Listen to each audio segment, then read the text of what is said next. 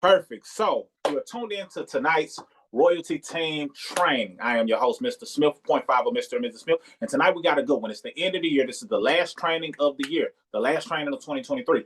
So 2024 is right around the corner. Literally, we can smell it. It's right around the corner. So I hope you got some goals in mind. I hope you got some things you want to accomplish. I hope you've already started working towards those goals, because I promise you it's the people that realize that the new year has already started are the ones who are going to actually accomplish those goals. Don't wait till New Year's Day to start setting your plans. You need to get in motion yesterday.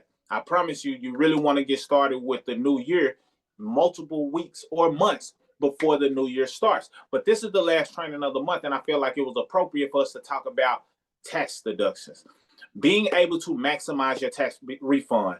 And I want to put a little caveat in that and say that yes, I have IRS ways for you to maximize your refund, but this also helps the person who needs to lower their tax liability. Some people don't even get a tax refund based on their income bracket, based on things that they have going on, based on them being fully self-employed, but they need to lower their tax liability so they don't pay in more than what they need to, so that they don't overpay in taxes, so they don't find themselves with a larger tax bill. So regardless if you're the type of person who is accustomed to owing, or if you're the person who tends to get a refund and you want to sweeten it up, or if you want to position yourself to pay less in taxes and still get a refund, this training can help you. Now, it's really not about this training per se, but it's about what you do throughout the year. It's going to be two sets of people on this training. It's going to be some people that's excited about what they did in 2023, and then it's going to be some people who kind of got a couple of regrets of wishing they had really understood the power of what I'm about to say. Now, this does not mean you cannot benefit from it. It just lets you know that it's way more ways to increase your cash flow and net worth. And you building a business inside of my econ and generating upfront money as well as residual income, that's one way to increase your cash flow. But the backside of it is what the tax deductions do for you.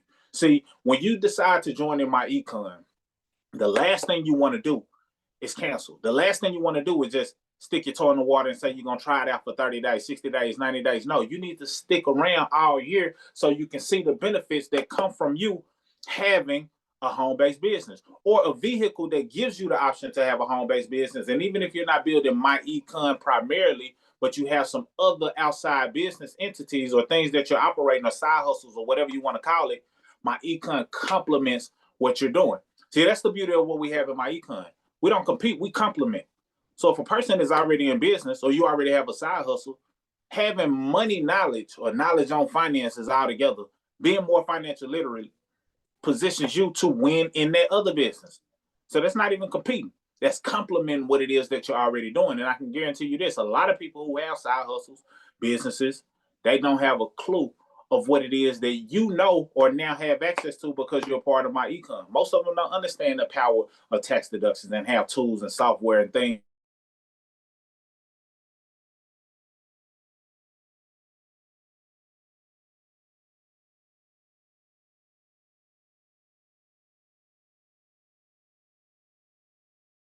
throughout the year 2023. Or what side hustle was you growing in 2023? If it's my econ, great. If it's my econ plus other things, great. I want to see it in the comments just so I can get a post for who I'm talking to. Or did your primary or did your only income come from your job? If your only income came from your job, I need to see that too. I need you to say, hey, 100% of my income came from my job. Or I had some job income plus some side business income. I had some job income plus my econ plus content creation. Whatever it is, I need to see that in the comments. Drop that in the comments for me. And I'm checking them out real quick. And the reason why I want to know this is because this training is applicable to those who have a job, but for those who have a job as well as something else on the side, you see even bigger benefits that go along with what I'm about to say. And if you only made your money with a job primarily, then hopefully this is an eye opener to say, oh, okay, this is why it's important to have another stream of income outside of what I'm already doing. So hopefully it paints that picture for you, because I promise you, for me, and I started to pull up this old slide for me, initially I just got into my econ to become more financially literate. However, I realized, hold on, if I have a job plus a side business, it's almost as though I have a job, plus I'm carrying multiple kids. That used to be the example that I gave, because, if you're from where I'm from, you know that there's people out there who used to try to borrow your kid and see if they can carry your child on their taxes.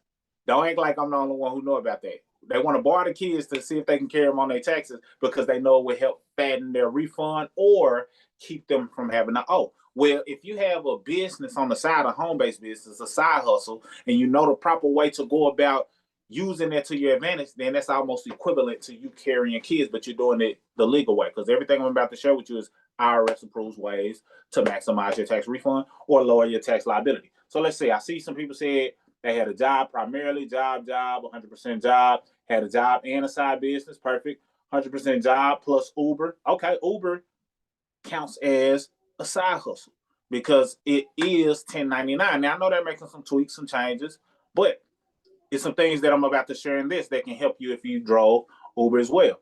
100% came from incomes, self-employed, job, my econ, Facebook, Amazon, tax prep. Okay, perfect.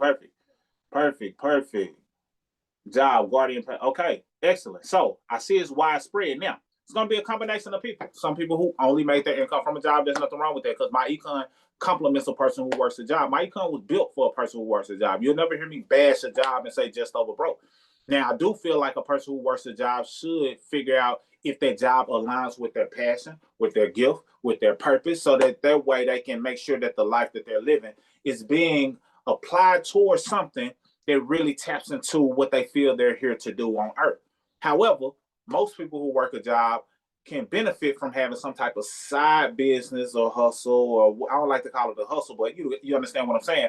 Have some type of side entity or stream of income that might start off as a hobby or might start off as just a way to generate small deposits here and there, but it can turn into something that's a passion project or turn into something that's purpose driven. And my econ is something that's purpose driven for us because we feel as though it's our duty to educate people because we didn't come from a financial literate household. We have to learn it for ourselves. So us learning more puts us in a position to be pretty much required to teach others what it is that we've been learning. So this is a passion for us, but we continue to expand because we know that the more we learn, the more we have to learn, and the more we learn, the more equipped we are to teach. So let's dive straight in. I don't want to get too lengthy with it, but IRS ways to maximize your tax refund. And I got a post of where everybody is at, so that's going to be perfect as we bring it all together. Now, I want to give you a disclaimer. Your in-store tax pro may not know this info. And by in-store tax pro, what I mean is the person who is setting up shop inside of Walmart, ready to prepare your taxes, ready to take your last W-2 and file your taxes. They may not know this info because they're a paid employee. They're getting paid an hourly amount. Because if they knew this info, then they probably would be taking the process of doing taxes differently. They probably wouldn't be doing it working at a Jackson Hewitt or H&R Block or whomever. Nothing against them, but they probably wouldn't be doing it in that way. Because if they knew better, they do better. Because this information positions them to do much better than what they're doing if they're just working at one of the spots that's in store. So they may not know this info. So you may not want to take anything that they're saying without doing your own due diligence or doing your research or diving into my econ or coming into trainings like this, because this can position you to know more than them. So what do I mean? So I want to give you some ways to maximize your refund or lower your tax liability. The first thing you need to understand is you want to stop filing before you get your W-2. Now, I know you're going to have all of these different marketers telling you, hey, you can go ahead and file with your last paycheck stub. I hate to be the bearer of bad news, but really, I don't. That is just somebody who's just trying to hurry up and get you in their funnel so they can go ahead and file your taxes before anybody else gets a chance to do so. However, what they're doing is you a disservice, because if you don't have all of your data, all of your information, and all you have is your final paycheck stub, well, that may put you at a disadvantage because it's a good chance you probably could have had more tax deductions had you had all of your information, everything that you possibly could have, used to your advantage to file your taxes. Had you been able to get asked certain questions that would have jogged your memory of what you did throughout the year, that could have made you say, oh, you know what, I did do this. I did donate here. I did have a side business. I did have some additional opportunities or tax deductions. I did have these things, but you filed your taxes so fast before you even had a chance to dive deeper into your scenario. So stop filing before you get your W-2 with just your last paycheck stub. I know sometimes it's tempting because they allow you to get these, advances and things of that nature, but in many cases, that's not doing you the best disservice. It benefits them more than it benefits you. That's that. Number two, consider investing in a 401k or a traditional IRA. What do I mean? Well, most of you who have jobs, you may have some type of 401k where the job does a match, a percentage, or whatever the case may be. But even if they don't, it has some tax incentives built into it. It has some tax incentives built into it. So you contribute a certain amount to your 401k or traditional IRA. But not only does that put money away towards your retirement, it also helps to lower your tax liability because things like, or products like 401ks and traditional IRAs are tax deferred, meaning that, yeah, you might have put in $5,000 for that year, but it helped to lower your tax liability for a similar amount by about $5,000 for that year, depending on how much you contributed. So this is important for you to know because you want to leverage everything that you're already doing to see if it can help minimize your tax liability and or fatten your refund. I've had clients who I've been able to, use this strategy and saw that they were putting in a certain amount throughout the year, and they didn't know that they can have certain tax deductions associated with this particular product. And as a result, their refund was large. As a result, they owed less than they thought they would have, all because of this small piece of information. So just understanding these things can position you that way. Even if you're not contributing, you may say, you know what, I wasn't contributing, but I didn't know what I didn't know. So I didn't know that I can contribute and that can help lower my tax liability the following year. I didn't know that. But now that you know that, you can say, okay, not only am I going to contribute for the sake of growing my retirement, I'm also going to do this because I know this is going to help me lower my tax liability. Very important. Very important. So I really want you to get an understanding of this because the more you learn about this, the more you're able to apply. And these type of trainers are also inside of my econ. When we go over the investment training or Mr. Stokes breaks down the investment training, breaking down terminology, it gives you a better understanding of this. This is just going to give you a surface level of understanding opportunities that you may have right in front of you that you did not know. Hopefully that makes sense. And as questions pop up in your head, save it towards the end so we can get those questions answered. But it's a good chance that everything I'm about to say, I want to redirect you to more so tapping into using your membership, more so tapping into you getting onto your MyEcon website and seeing what it is that you have not fully taken advantage of. So you got to log in because it's a lot of information that's available there that puts money in your pocket, helps you increase your net worth. And I'm just giving you little tidbits of what you already have available to you. You just may not be fully tapping in. Number 3, claim your credits. Note, about 20% do not claim their earned income tax credit, even though they qualify. This includes those who are single with no kids. Also, remember that, it's another credit based on the opportunity tax credit. So if you have college students, it's opportunity tax credit available to you that can lower your tax liability. And this is pretty significant, especially for those who have, college students who are no longer living with them, but they're still supporting them in some way, shape, form, fashion. Or if they are living with them as well, it helps a lot because many of them are beyond the age of 18. So now you're still able to claim them. But a great percentage of them are not claiming these tax credits, even though they qualify. Tax credits are huge because tax deductions is one thing. It usually gives you percentages off of your tax liability. But when it comes to those credits, it usually results in a nice lump sum. But some people don't even claim them. Some people don't realize that even if you're single, you may qualify for earned income tax credit based on the income you made and the amount allotted for you being a single individual. And if you have additional tax deduction, like you're contributing to your 401k, like if you're getting tax deductions from a home-based business, even though you wouldn't have qualified for the earned income tax credit at first, when you factor in all of those other tax deductions, guess what? It helps to lower your tax liability, helps sometimes put you in a different tax bracket, and helps you to qualify for that earned income tax credit. See, my original story with tax deductions, I was single, no kids. I made about $52,000 that year. I realized that home-based business tax deduction were a real thing. I wrote off about, I want to say, without me looking at it, about $6,000 in tax deductions, give or take. That lowered my tax liability, or my tax liability got lowered by about $6,000. So that lowered my tax liability quite a bit. And it put me in a lower tax bracket, number one. but it also qualified me for an earned income tax credit based on how many, I think it was 12,000 now that I'm thinking about it. But it lowered my tax liability, put me in the lower tax bracket, and qualified me for the earned income tax credit. So single with no kids, I was able to get a refund of about $7,000 at that time, all off of tax deductions, all off of understanding the power of what my econ has been teaching. So someone who would have filed their taxes at the end of the year just based on the check stub or not understood the power of tax deductions would have missed out on their credit because they didn't know any better. So ignorance is one of the things that robs us from our wealth. We just have to make sure that we stand plugged in, asking the right questions, getting in the right system and community that can help you benefit from all of this information. So that's very important. Number 4, claim the right status. Sometimes people just don't claim the right status. And usually this is due to lack of knowledge as well. But if you're single with one or more qualifying dependents who lived with you for more than half of the year you are head of household, sometimes people still file single.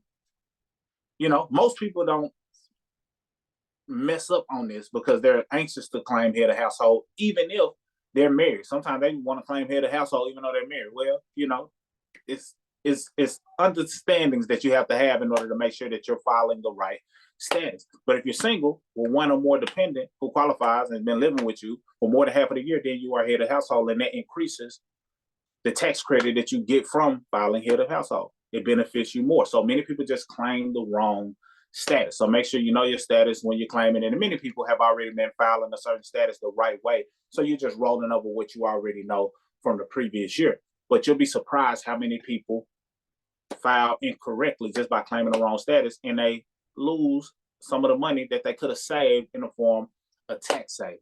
So that's important as well. Now, last but certainly not least, you need to embrace tax deductions, especially home-based business deductions, because they are the most lucrative. This is what my econ preaches, teaches, gives you software and everything that you need in order to maximize in this area. See, everything else that I told you has somewhat of a threshold. Yeah, it's a certain filing status that can qualify you for a certain amount. Yeah, it's a certain amount that you can invest in your 401k that can qualify you. Yeah, you definitely don't want to file prematurely and only use your check stub when there may be some other opportunities there. But when it comes to these home-based business tax deductions, it's limitless. It's over 400 tax deductions that you may qualify for. And you don't need them all. You just need a strong amount. So if it's over 400 tax deductions that you may qualify for, that means that the opportunities are almost endless in terms of the amount of ways that you can lower your tax liability when done correctly. Now, down in parentheses, it says no. Record keeping is key. Record keeping is key. Because a lot of you probably got tax deductions. A lot of you probably have done some things that should qualify for tax deductions, but you might not be keeping a record. Good news. The year isn't over yet. You haven't filed your taxes yet. So if you got to backtrack and figure out what expenses you had that could have been tax deductible, you still got time. This is why I really wanted to do this training, because you still have time to take advantage of money that you've already spent that could be tax deductible. This is the importance of being strategic in what you do, because the money that you spend or circulate or use, when used correctly, even though it was money you would have used anyway, you made it tax deductible because you tied it into doing business. This is another beauty of content creation. See, y'all think that when we nudge you in the direction of making money, or challenge you in the direction of making money, challenge you in the direction of getting on the board, or getting a residual check from my econ, or getting the upfront, pay, or ranking up, you think it's just so you can get a paycheck.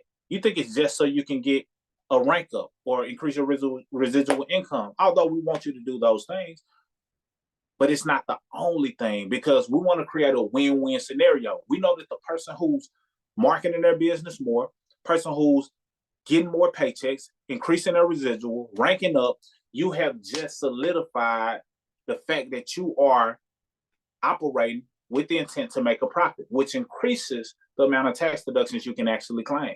So when we challenge you to do those things, look at it as a good mentor really trying to help you out and create a win-win scenario. Put more money in your pocket in the form of my econ sending deposits, but on the back end, you get a great deal of tax deductions. That's a win-win scenario. You see, most families, most couples, most individuals will leave $1 million on the table in the form of taxes, just by overpaying in taxes. Well, if we're trying to help you make more money using a home-based business, which also on the back end helps you lower your tax liability, we helping you tap into that $1 million that you may be leaving on the table. But record keeping is key. That's the purpose of the cash flow manager. If you have not got familiar with the cash flow manager tool, very simple. You put in your information. You can take a picture of the receipt, save it, tally it up at the end of the year. You'll see, how much money you spent in certain areas.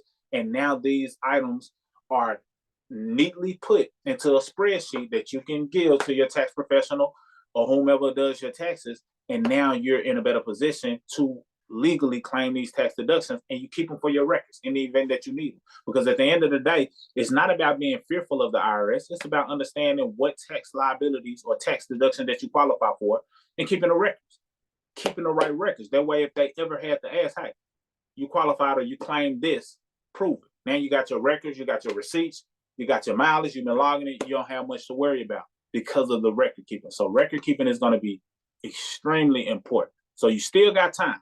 The year's not over and you have not filed your taxes. Even if it's February and you have not fully done your record keeping, backtrack. It's been years, and this is speaking from experience. It's been years where we were like, okay, we claimed a lot of deductions. We got a lot of receipts, but we haven't logged everything because some things may be physical receipts. Some things may be online email receipts because we made some online payments. We got multiple emails that it might have went to. You better believe we're digging it up. It may be PayPal invoices that were fulfilled, and PayPal charged several different fees. You better believe that we're tallying up those fees that they charge because that's the cost of doing business, which makes it tax deductible. So do what you got to do to dig up all of the information throughout the year. It's times when we traveled and we didn't realize, oh, we forgot to claim this mileage associated with this trip, or we booked a trip or a vacation or whatever inside of the Zingo travel membership, and we forgot to record it. Oh, let's make sure we get that $1,000 tax deduction because that trip was associated with doing business, and we booked it through our own website, which is us testing out our own product anyway. But what I was going to say about content creation, the beauty of content creation is that because content creation is a real legitimate way to create revenue, create income using social media. At one point, it used to be looked upon as, they just playing around online. But now it's a non-negotiable. They know that content creation is another stream of income. In fact, it's a side hustle or business of its own. Now, when you're doing certain things and you're using what you're doing as content, you position almost anything you do to be tax deductible when you do it correctly. I'll leave it at that. I don't want to, be too broad, but just understand that if you can take the life that you're living and turn it into something that can be beneficial to growing and marketing your business, you've indeed made whatever it is that you're doing tax deductible. I'll leave it at that. All right, now I want y'all to zoom in on this, screenshot it, but this right here is available to you inside of your back office. It's available to you inside of your back office. These are the common tax deductions. The common tax deduction. Let's see if I can zoom in here. Yeah, there we go. So let's talk about it. Tax training, record keeping. This is very important. So what is the purpose of this tax training? What is the purpose of my econ educating you on the common tax deduction? See, my econ nor its associates are in business of giving tax advice. We simply educate our associates on tax record keeping for potential deductions and how business taxes work. Knowing the potential deductions for your business and keeping quality records is the most important part for you to play in minimizing your taxes. You can hire a tax professional to provide tax advice and to prepare your taxes at the end of each business year. However, without proper record keeping, not even a tax professional can help you lower your taxes. They can lie on your report. They can, do what they do. But you want to position yourself to be on the winning end by having your own records intact. There are hundreds of potential deductions, and we simply show record keeping for 7 common deductions. However, once a person understands how to do record keeping for these 7 deductions, the rest will come easy. You do not need to be a tax expert or know how to fill out tax form, but you must learn what you can deduct and how to keep proper records. Find a good tax professional to do your taxes at the end of each year. Let's look at a few key points on potential deductions before we show the deductions and how to keep quality records. So let's proceed. And we won't get too deep into this because this is going to be part of your own homework, understanding what the common tax deductions are. But let's look at profit intent. Profit intent is very important when it comes to tax deductions. Why? Because if you're not in pursuit of a profit, in pursuit of making money with your business, then the IRS deems that as a hobby. So you do want to be in pursuit of a profit. You do want to make sure that the business activities that you're carrying out is working towards a sale, working towards making money. It's okay to make money. See, a lot of times people shy away from making money. I don't really want to make money. Look, the government wants you to be self-sufficient, wants you to make money, wants you to tap into these tax deductions, wants you to win in business. So don't shy away from it, because that's the very thing that can help you tap into the money that you may be leaving on the table. Now, if you shy away from it and you say you ain't trying to make no money, then they're going to say, okay, we can't give you these tax deductions. If you don't want to make no money, you can't have these tax deductions. That's the exchange. Oh, you actually are in profit potential? I mean, you actually do have profit motives? You do want to make money? Oh, okay. Well, we can give you these tax deductions. So it's up to you. Either you can say, no, you don't want to make money and you don't benefit from the tax code that allows you to tap into the money that you spend actually bringing you money back in the form of tax deductions, or you can actually run it as a business that's in pursuit of a profit and you win in that manner. So, profit intent. You must work the business with the intent to earn a profit, and the business deductions must be ordinary and necessary. Business expenses are the cost of carrying on a trade or business. These expenses are usually deductible if the business is operated with the intent to make a profit. Now, let me talk about ordinary and necessary. Basically, they just want to know that the things that you're deducting is ordinary and necessary in your business. For example, MyEcon is an online business. People enroll in line, they get their training online, they get their software, it's all online based. Yes or no? Type this in the comments. Does it make sense for you to get the tax deduction of having or paying for internet? If everything is online, does it make sense for you to have internet as a tax deduction? Okay. If you're doing business online and you're marketing your business on social media, does it make sense for a portion of your phone bill to be tax deductible when you're using your phone to market your business online? Yes or no? Okay. Does it make sense for a portion of your phone bill to be written off because you're creating content using that same mobile device that you're marketing your business on? Yes or yes? See, this positions you to make your phone expense up to 100% tax deductible. Now, were you going to pay that phone bill whether you had a business or not? Absolutely.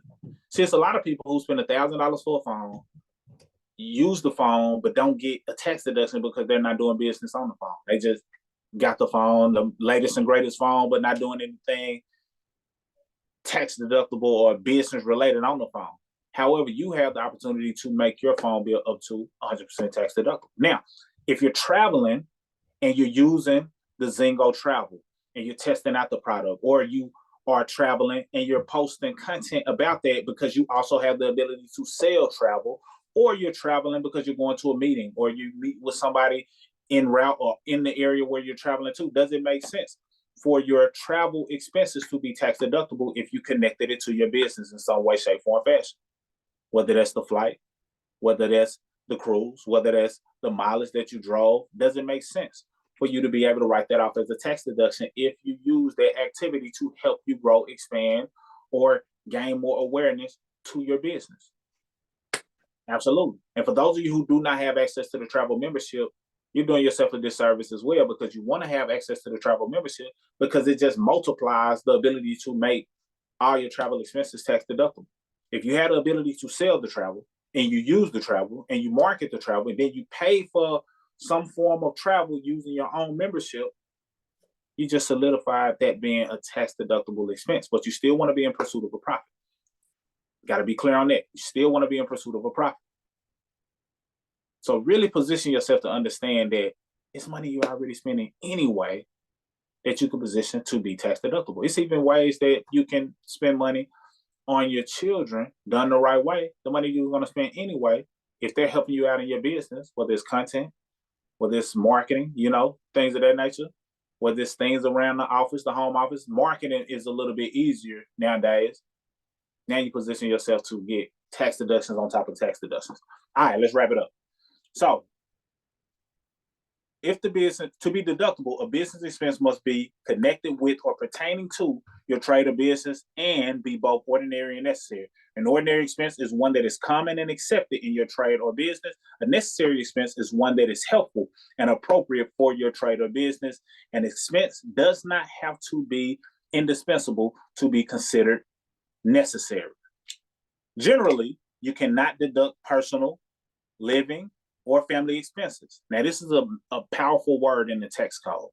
When they say generally you cannot do it, but then they follow that sentence with however means, hey, generally you can't for most people, but you're not general. You're not regular. You have access to a little bit more. So however, that means there's some type of loophole involved. If you have an expense for something that is used partly for business and partly for personal purposes, divide the total cost between the business and personal parts. You can deduct as a business expense only the business part that meets the general business deduction rules of being an ordinary and necessary business expense. That's similar to the phone bill scenario. A lot of people use their phone for personal things, but when you get to doing business for real, you can position yourself to use it primarily for business. However, if you're right there in the middle and you haven't crossed over to being full-fledged using your phone for business, then a part of it will be used for personal, but a certain percentage of it will be considered for business. Same with your vehicle. If you're not fully using your vehicle for business, that's fine. Part of it going to be used for personal. Part of the miles that you drove will be used for business. But these are things you would have paid for anyway. But now you just found a way to keep more of their money. See, below you will see a list of very common business deductions. We focus on the common deductions listed below, but once you understand the concept, you will be able to understand and record any deduction. So my econ just positions you to understand the basics. Just get an idea of some of the basics. But once you truly understand it, then you'll take a step back and say, you know what? I wonder if it's a way for me to make this thing tax deductible. I wonder how I can make this tax deductible. And you start asking the right questions and realizing that there's multiple ways to make things tax deductible. You just have to figure out how to go about doing it. And once you figure out the how, then the record keeping ties it all together. So these are the things that are listed inside of my econ's common tax deduction. Number one, car and truck expenses, travel expenses, meals and entertainment, interest expenses, wages, home office expenses, gifts, depreciation, insurance, record keeping, other expenses, and qualified business income. Now, final slide. Well, next to the final slide. Let me zoom out. This is something that I came up with just to kind of paint a picture, because many people are doing something in this realm. When you have a business, especially nowadays, a lot of it is online opportunities to where you're able to make online income in one of these categories. So I just wanted to let you know some of the things that most people are spending money on anyway. But if you do it the right way, you can make it tax deductible. So home-based business plus deductions example. Note, understanding this helped me get a maximum refund with 0 kids. Like I told you earlier, with no kids at the time, I was able to get a larger refund because of these type of tax deductions. So network marketing. My econ is a network marketing / affiliate company, which allows you to tap into tons of tax deductions, but I just listed, a few. So the membership, when you're paying the $39 or the $50 per month, that's 100% tax deductible. Not 50%, not 75, 100% tax deductible. So why would a person tap out or quit on my econ when you can get all of that back in the form of a tax deduction? Percentage of the amount that you're able to claim will come back to you just because you kept your active membership and paid it and you operated the business with the intent to make a profit. Even if you had a side business outside of my econ serving as an educational tool that enhance your knowledge base in that business makes my econ's monthly membership 100% tax deductible. Auto ship. Many people get auto ships inside of my econ. So if you're getting something like the Daily Ultimate, which is our daily liquid vitamin, tax deductible. You're being a product of the product. You're ordering the product, testing the product. If you talk about the product, now you can sell the product. So now you make that auto ship tax deductible 100%.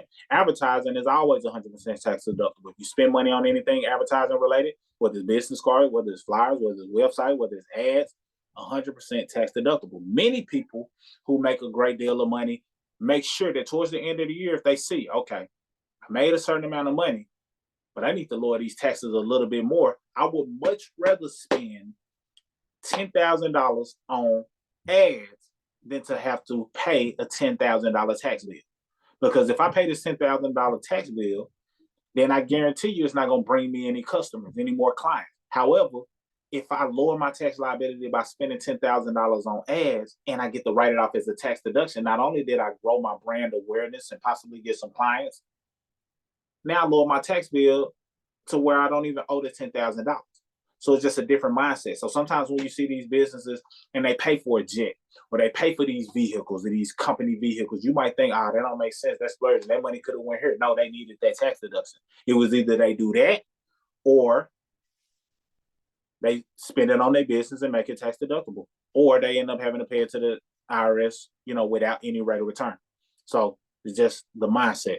Travel, mileage, meals. So certain meals, depending on, how you do it, can be tax deductible when done correctly. Cell phone, internet. Then if you look across the board, affiliate marketers, content creators, rappers, singers, musicians, influencers, all of these have some crossovers of things that they're spending money on anyway. And if you're a content creator, the list is very long in terms of what you can claim as a tax deduction. I just wanted to paint a picture of some things that most people are already using anyway, spending money on, but now they're in a position to make those things tax deductible. When you put all of this together with the proper record keeping, the right knowledge inside of MyEcon, you position yourself to do one or two things. You maximize your refund, or you lower your tax liability so that you don't have to owe as much, or both. The choice is yours. Now I'll conclude with this slide.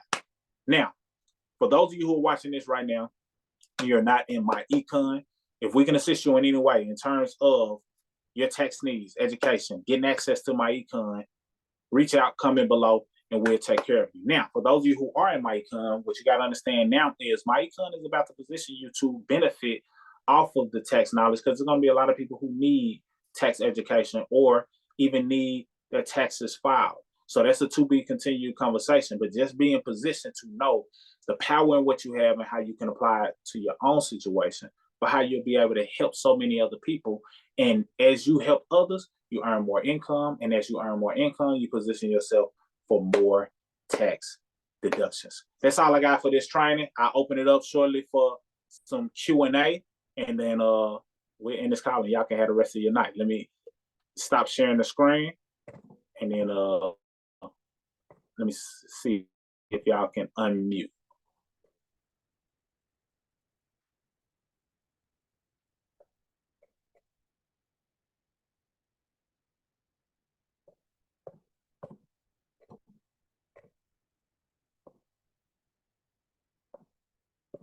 All right, you should be able to unmute. If anybody has any questions about anything pertaining to the training, MyEcon, etc., now's the great time to ask those questions. You should be able to unmute. I do have one. Who we got? How are you doing today or this evening? But I do have a quick question. So I have a disabled son who is 19, so he's an adult. Is there a way to still write him as a dependent because he's complete care? So I provide 100% of his care. Yes, the answer is yes, absolutely. Okay. Thank you. That'll be a question that'll be asked when you're filing your taxes, are they disabled, etc. So yeah, absolutely. Thank you. Not a problem. Great question. This is Apostle Marie. Hi, good evening. This is Apostle Marie. I'm under, you don't see me, I'm under the weather. I'm in the ER, and they're running some tests, but there were three things that I pointed in my chat. One about the deductions or the exemptions if you don't have any qualifying people. Then the second I believe I asked was because I have a couple of businesses, but they're not lucrative. I don't know if I'm doing something wrong or anything, but I put out more money than I'm bringing in, so I need a little help with that. And the third thing is I have my EIN number. I'm already listed with Duns and Bradstreet. So doing all of that, do I use my business and for all of that to get under the tax ID number, the EIN number? Because all I've been doing is filing with my social. I don't want to file with my social anymore. Got you. So Great I question. just Great need question. some help. Okay, got you. So from the first question, it sounds like you don't have any any qualifying dependents. And Nope. that's perfectly fine. A lot of people don't have any qualifying dependents. That's the power of having business deductions. So if you do have a side business as you do, then it's going to boil down to record keeping. I know you said it's not lucrative, but most businesses aren't lucrative when they first get started. You said you've been shelling out more money than you're bringing in. Most business are not profitable when they first get started. The key is keeping records of the money that you've been spending, the investments that you've been making into your business, so that when you file your taxes, you claim those tax deductions. But each year, you want to show some level of progression. And if you continue to grow and invest in your business, it's going to be inevitable that you might have had a year where you made a couple $100. Then that following year, you made 1,000. Then the next year, you want to show progress because that's what they're going to be looking at. Are you making progress? If you're investing this money in, and if you're legitimately, truly trying to grow this business, you will make some money. It's just numbers. That's just the nature of it. So you definitely want to get to collecting those records using the cash flow manager for all of the expenses that you have. And then in terms of how you go about filing, if you do have your EIN, you can use your EIN. I'm not sure how you're set up. I know you said you got your Duns and Brads and sound like you might have positioned yourself for a LLC. It just depends on your scenario because sometimes people jump into some of these, business entities or filing types such as LLC, S corp, and they jump into it a little prematurely based on some recommendation that somebody on social media, put out there for them. So sometimes people who are filing their LLC or their S corp is really not benefiting them like they thought because they're still being viewed as a sole proprietorship anyway. So it just boils down to what's going on the back end without me seeing it, but based on what you're saying, you should still at least be able to use your EIN because in many cases it's probably connected to your social anyway, but you can just use the EIN instead. So hopefully that answers your question. Get down to those the record keeping and just understanding all of the money that you've been spending, and then it'll all start coming together, including using your EIN and determining the best way for you to file. Does that help you out? Yes, the nurse was in here, so I couldn't respond. But yes, it did help. But what if you're making, because I know they said your deductions you have to make under a certain amount, but I think in my chat I said if you make like 80,000 and 80,000 and above, does that still disqualify you? Well, so many people, if they are over a threshold, when they have a certain amount of tax deductions, sometimes those tax deductions bring them under that number. And then that positions them to qualify for an earned income tax credit or whatever credit. So depending on your situation, your tax deductions, the money that you've been shelling out, can help you lower your tax liability and put you in a different tax bracket. It just all depends, but it definitely boils down to their record keeping, so you can determine whether or not you drop the tax bracket or not. Or you might realize, you know what, if I had a couple of the thousand or a couple hundred other tax deduction, I could be in a lower tax bracket, and you might start digging and realize that you did lower your tax liability, which helps to qualify you for some credit or put more money in your pocket. So it all depends, but record keeping, record keeping, record keeping. Thank you so very much. My pleasure. My pleasure. Great questions. Great questions. And prayers and positive energy in your direction. I know in the ER making it work. So many people make excuses of why they can't hop on or do certain things. And you made a way. So prayers and positive energy in your direction. Everybody drop some prayers and positive energy in the direction of this queen. For sure, because you're making a way. So we see you. We salute you. Any other questions? Thank you. I got a quick question. Can you hear me? It's clear. Yes, I can hear you. Talk to me. I had an Airbnb for about 5 months this year. Mm-hmm. And I paid rent into it because it was a rental arbitrage, situation. It wasn't like it was my own. So I was paying rent, for the structure of the Airbnb. Would that be claimed with the rent itself? Would that go under ordinary expenses? Yeah, Or for Airbnb, for you to be having rent and all of the things that you have to pay for, that yeah, is ordinary and necessary in that business model. And that short-term rental is definitely very tax friendly. So yes, you want to keep all of the records yeah, associated with that. I spent a lot of money just for the 5 months. I mean, tons. I can't.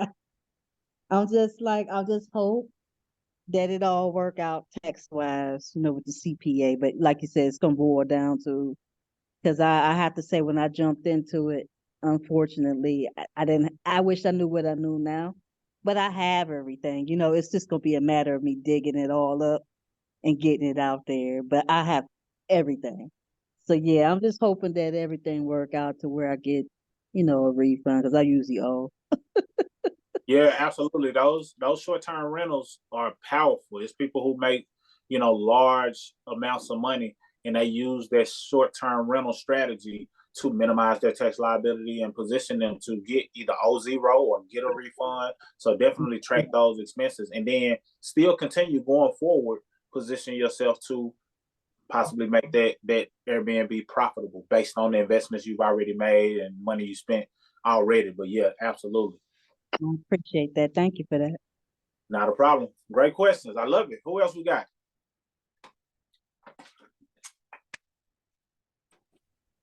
Hello. I can hear you. Talk to me. This Shakira. I got two questions actually.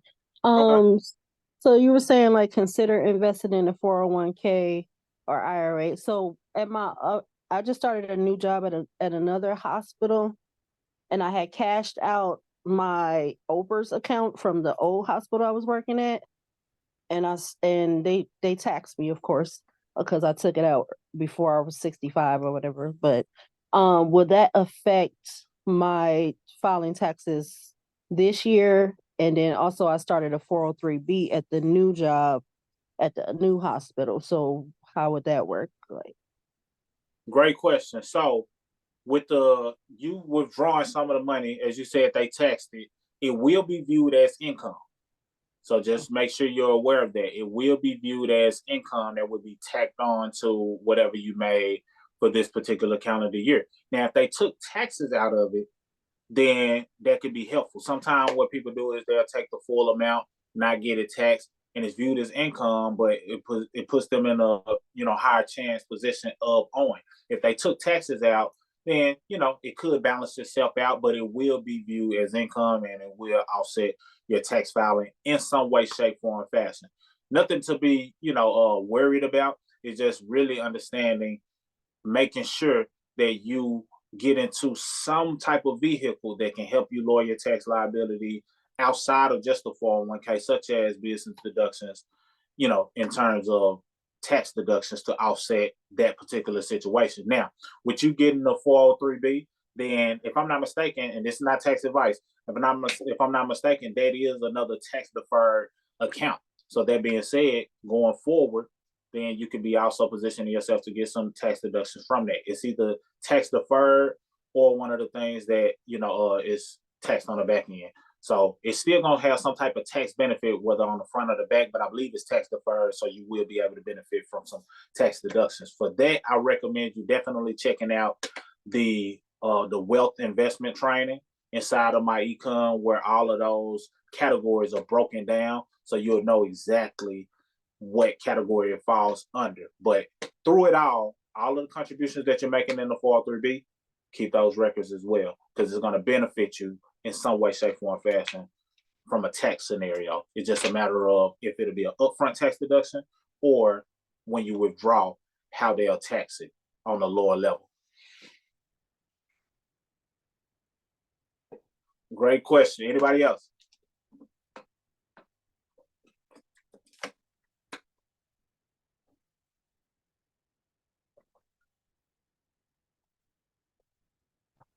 I'm a little late. Will there be a replay? Yes, it is recorded. It is recorded, and I will drop the replay. I've been dropping the replay and adding it to, it's a YouTube link that I made available. I did it last week, and it has a list of previous royalty movement trainings. If you haven't got access to that link, I highly recommend it because we've done some trainings over the past years that you can still benefit from to this day. But it will be available, and I add it to that playlist and, you know, make the YouTube replay available as well. I had another question. Can you hear me? Yes, I can hear you. Talk to me. Okay. So the other question was on the second to last slide, it says something about you can get tax deductions from insurance. Does that include like the health insurance that I contributed through my job as well? If it's through your job, then most cases they will get that tax deduction. Most of the time, the insurance that you get as a tax deductible piece as a business owner is money that you, or insurance that you pay for yourself out of pocket. That's 100% tax deductible. So you'll have to check and see exactly. Usually they'll send you a form at the end of the year to let you know what category that falls in. But most of the time, if it's job related, then, you know, you get the benefit of the insurance. You on their profit, on their plan that allows you to get the discounted insurance, but they tend to get the tax deduction from that in most cases. Okay. All right. But Thanks. anybody who's paying for insurance out of pocket, that's another tax deduction. So I'm glad you pointed that out because I did kind of brush over that one. Okay. Thank you. You talking about insurance for your car or for your business or what? Well, I'm talking about health insurance primarily if you're paying for out-of-pocket health insurance. However, when it comes to car expenses, and this is part of inside of the common tax deductions inside of the My Econ back office as well, you usually take one, you can do auto expenses in two ways. You can either A, take the mileage if you're a person who drives more. So if you do a lot of driving, it really benefits. That's my favorite way to take car expenses, honestly, through mileage, because it benefits more. They pay usually over 50 cents per mile. I think right now it's up to like 67 cents per mile that you drive. So every 2 miles you drive, that's over $1 of a tax deduction. Well, if you drove 12,000 miles, which is the average, that's over a $6,000 tax deduction just off of mileage alone. The other way that you can get with car expenses or auto expenses is all of the expenses associated with it. So that's when you tally up, you know, maybe the car wash, you know, certain repairs, insurance. So you tally it up and see which one has the best benefit overall. For most people who drive, mileage is going to be the better bang. If you feel you spend more money on your vehicle in terms of maintenance and upkeep, then that may be the better route. Keep records for both, and then when it's time to file taxes, see which one is going to benefit you the most. And you're talking about, like you said, if we pay out of pocket health coverage, like yes. If it's not through your job, out of pocket, you know, health expenses for a person who has a home-based business can be up to 100% tax deductible. All right, good. Thank you. Absolutely. It's tons out there. It's over 400, so there's no way possible I even know each and every one. But we try to stay fresh on them to just make sure people are taking advantage of the common ones. Because honestly, if you can just take advantage of the common ones, which is like less than 20, you can do a lot of good to your tax, you know, to your tax situation. Okay. How does that work with investment accounts on Cinco? Hold on 1 second. Somebody is unmuted. All right. Ask the question again, Queen Evelyn. With filing with investment accounts, how does all that work? Okay, so it depends on the investment vehicle. So some investments, if you can write it off on your taxes as if you were spending money on your business. So like a 401k or account that allows you to take the tax deduction that calendar year. So you put in $6,000 for that year, you can write it off on your taxes. But certain investments, you don't get a tax deduction from it because, for example, the Roth IRA, that's a tax product that allows you to invest the money that you made from your job after it's been already been taxed, you invest it into the Roth IRA. The benefit of the Roth IRA is when it matures and gets to a certain place and you take the money out, they don't tax it when you take the money out. So you can't get the tax deduction on the front end because they're not going to tax you when you take the money out. So it just operates different. It's just based on, preference, but depending on the investment vehicle is what's going to determine how you can treat it from a tax situation. If it's tax deferred or tax deductible, you can take the tax deduction each and every year.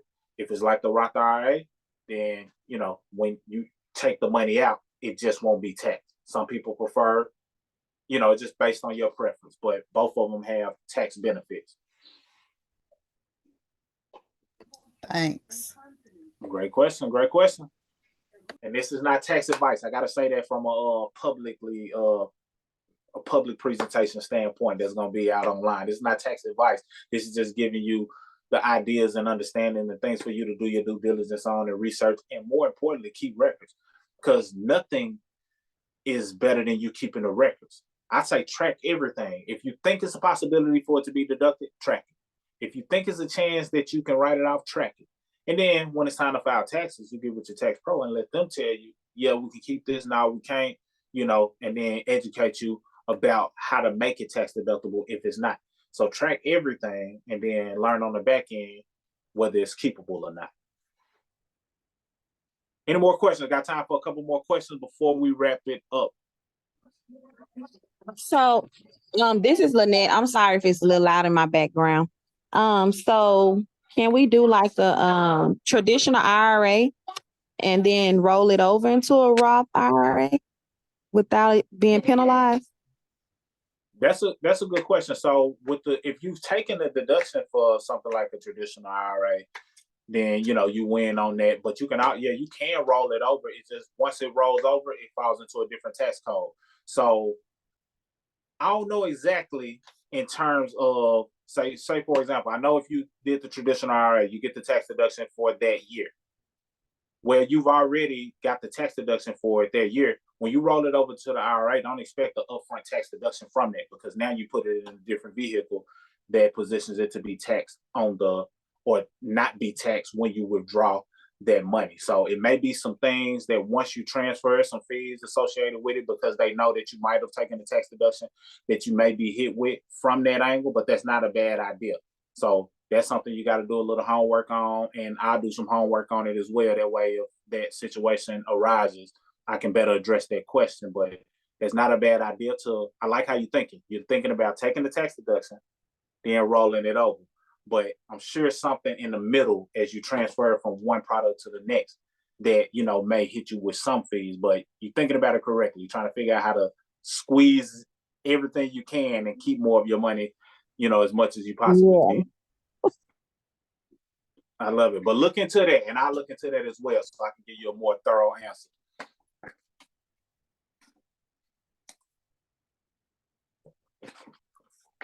Any more? One more question. All right, perfect. Queen, Miss Smith, do you see who we got? I'm sorry.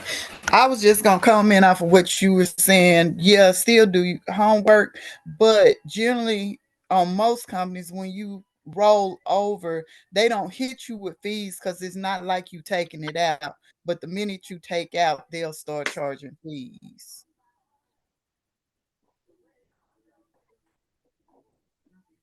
Absolutely. From that angle, yeah, absolutely. They won't hit you with the fees, like the pull-out fees. But from a tax situation, I just want you to make sure you do your due diligence on that.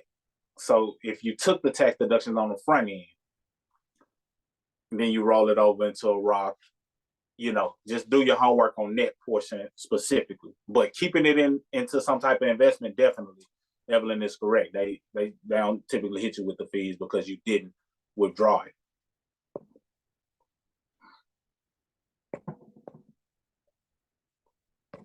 All right, perfect. So seems like people got some value out of this. Really take this to heart, understanding that tax deduction is a way for you to maximize your wealth. It's really one of the best vehicles created to keep more money in your pocket. It's just tedious from a record keeping standpoint. So many people shy away from it. They feel as though it's not something that they need to learn. They feel as though that's one thing I got to do is just pay taxes. They just tie that in as a normality. When in all actuality, if you understand tax deductions, you can spend the money, but still get some of that money back when it's time to file taxes based on your record keeping. Record keeping is one of the things I want y'all to really take away from this. That way, regardless of what I said or what was said on the slides, if you kept the records, you give it to your tax professional at the end of the year, they let you know whether or not you can take that tax deduction, whether you get with us or somebody else in your circle who helps you with your tax needs. Then you'll know whether or not you keeping track of those records throughout the year is benefiting you and what you can do going forward to put yourself in the best position possible. So that being said, that concludes tonight's team training. I don't have anything for the builders other than building your business is more than just about making money, more than just about increasing your residual check. Absolutely, you want to do that. Absolutely, you want to make as much money as you possibly can. It just makes sense because you making more income positions you to hit your goals faster. See, one of the best ways to hit your goals faster is to generate more revenue. So yes, you want to do that. But don't be limited to understanding that income is just one form of cash flow. Another form of cash flow is tax minimization. Another form of cash flow is investing their money and multiplying their money and getting rates of return on their money. Then if you could do both, make money, invest their money, get a tax deduction on their money, and then their money multiplies into more money because you got a return on your investment based on where it's invested. That's using the MyEcon strategies to do what we call income shifting. So you put it all together, and that's how you build wealth. I enjoyed it. I hope y'all enjoyed it. Queen, Ms. Smith, if you can hear me, if you got anything that you want to conclude with before I wrap up with the mission statement, now's the time to chime in. If not, I'll wrap it up and we will conclude this training. Also, any of the other EVP Infinities, if you want to speak up, definitely want to give you the floor, whether it's Shay or Tia, if y'all want to chime in real quick before we wrap up, now's the opportunity. I didn't have anything to add. Just Happy New Year, everybody. We are so grateful for everybody on the team. Let's learn, let's build, let's grow.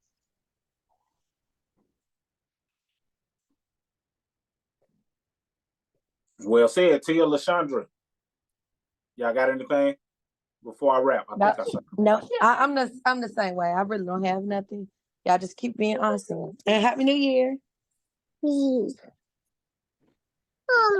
I just want to say, let's run it up before the the year end. We got like a week left, well, not less than a week left. So keep up the energy and super excited for 2024. I love it. I love it. Y'all heard it from the Infinities. Keep that good energy. We appreciate y'all. We love y'all. We salute y'all. Take this information and do something with it. Don't just let it sit on the shelves. But you still have time. Look at what you've done throughout this entire year. And it could be a lot of opportunities of money that was spent, money that was circulated, money that was used that can come back to you in the form of a tax deduction when done correctly. Do not shy away from being in profit mode. Do not shy away from making money. It's beneficial to you, your household, your family, and the IRS rewards it with tax incentives, allowing you to keep more of your hard-earned money. You see, we live in a world where we're conditioned for failure. And oftentimes we have been programmed or fooled into mediocrity. So people find themselves living like peasants instead of the royalty that they were meant to be. But you see here in the royalty movement, we see the king in you. We see the queen in you from start to finish. It's just time for you to take your seat on the throne because this is where we uplift your character, your confidence, and your cash flow. As royalty, you should establish a solid financial foundation that will soon lead to your abundance and thriving empire. Take your seat on the throne. You are royalty. Love y'all. Salute. Let's get it. Salute. Thank you. Hello, Happy New Year, guys. Thank you. Happy New Year.